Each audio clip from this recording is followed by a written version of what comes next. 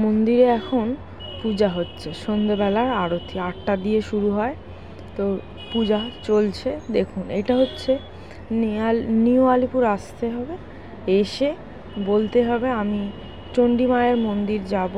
ওখানে অটো আছে, রিক্সা আছে, তো পায়ে হেঁটেও আসতে পারেন, বেশি দূর না। তারপরে এখন এই 8টার আরতি চলছে, দেখুন খুবই ভালো।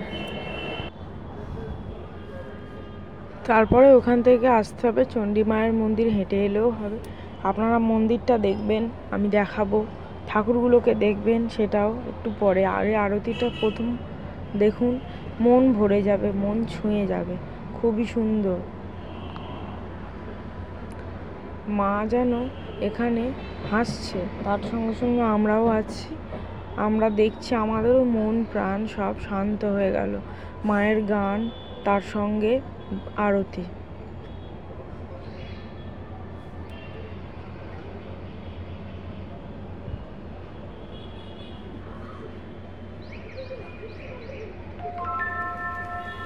আরতি চলছে। আরতির নিয়মগুলো দেখুন, সামনে থেকে ঘুরে পিছন দিক হাতগুলো যেভাবে ঘোরাচ্ছে, কিন্তু সবাই কেউ কারোর দিকে দেখছে না, সবাই জানে কিভাবে প্রসেসটা, সেইভাবে করছে। আপনাদের যদি ভালো লেগে থাকে, প্লিজ আপনারা সবাই এখানে আসবেন, মায়ের দর্শন করে যাবেন আর মায়ের আশীর্বাদ নিয়ে যাবেন। খুবই ভালো, মা সবাইকে ভালোবাসেন, আমরা মায়ের সন্তান।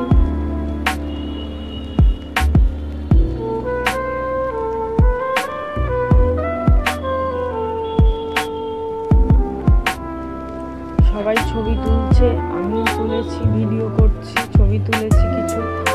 তো আমরা 3 জন ছিলাম, আমি, আমার বর আর নীলু, সবাই ছিলাম। দেখুন সিস্টেমটা, দেখুন আরতির কত সুন্দর, কত ভালো।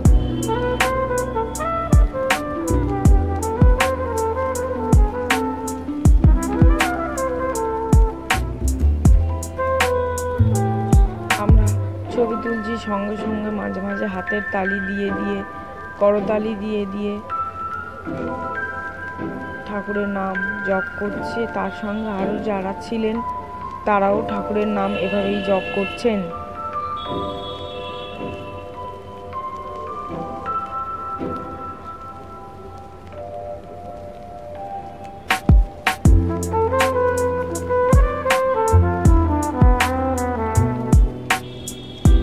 তারপরে আমরা মায়ের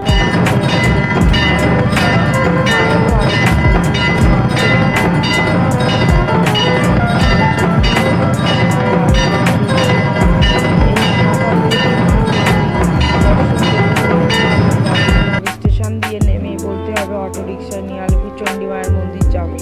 তারপরে এই যে আমরা 3 জন, এবার একে একে একটা সন্ধ্যেবেলার ছবি।